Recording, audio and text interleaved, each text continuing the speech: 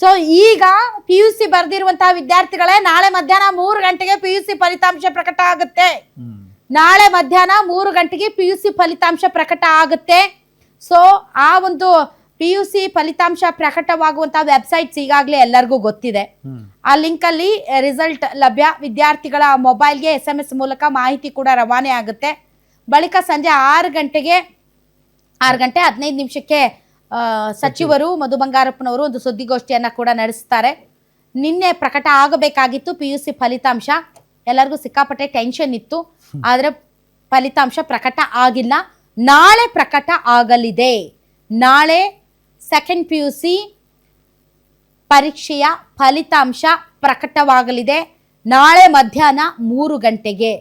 Usually 11 ಗಂಟೆಗೆ ಬೆಳಗ್ಗೆ ಇರ್ತಿತ್ತು, ಈಗ ಮಧ್ಯಾಹ್ನ 3 ಗಂಟೆಗೆ ಅಂತ ಹೇಳ್ತಾ ಇದ್ದಾರೆ. ಸೊ ಯಾರ್ಯಾರು PUC ಎಕ್ಸಾಮ್ ಬರ್ದಿದ್ದೀರಿ ಅವರೆಲ್ಲರೂ ಕೂಡ ನಾಳೆ ನಿಮ್ಮ ರಿಸಲ್ಟ್ ಪಡ್ಕೊಳ್ಬಹುದು. ರಿಸಲ್ಟ್ ಏನೇ ಆಗಲಿ ನಿಮ್ಗೆ ಇನ್ನೊಂದು ಅಟೆಂಪ್ಟ್ ಇರುತ್ತೆ. ಇನ್ನೊಂದು ಅಟೆಂಪ್ಟ್ ಇರುತ್ತೆ. ಆ ಅಟೆಂಪ್ಟ್ ಅಲ್ಲಿ ಬರೆದು ಪಾಸ್ ಆಗಿ, ಅಷ್ಟೇ. ಜಾಸ್ತಿ ತಲೆ ಕೆಡಿಸ್ಕೊಳಕ್ಕೆ ಹೋಗಬೇಡಿ. ಸೊ ಬಹಳಷ್ಟು ಜನ PUC SSLC ಅಂದ ತಕ್ಷಣ ಅದೊಂಥರ ಫೋಬಿಯಾ. ಸೊ ಅದಕ್ಕೋಸ್ಕರನೇ ಸರ್ಕಾರಗಳು 1 ಅಥವಾ 2 ಅಟೆಂಪ್ಟ್ಗಳನ್ನ ಕೊಡ್ತಾರೆ. ಸೊ ಅದರಲ್ಲಿ ಕ್ಲಿಯರ್ ಮಾಡ್ಕೊಳ್ಬೇಕು. ಜಾಸ್ತಿ ಪೇರೆಂಟ್ಸು ಟೆನ್ಷನ್ ತಗೊಳ್ಬೇಡಿ, ಮಕ್ಳಿಗೂ ಟೆನ್ಷನ್ ಕೊಡಬೇಡಿ.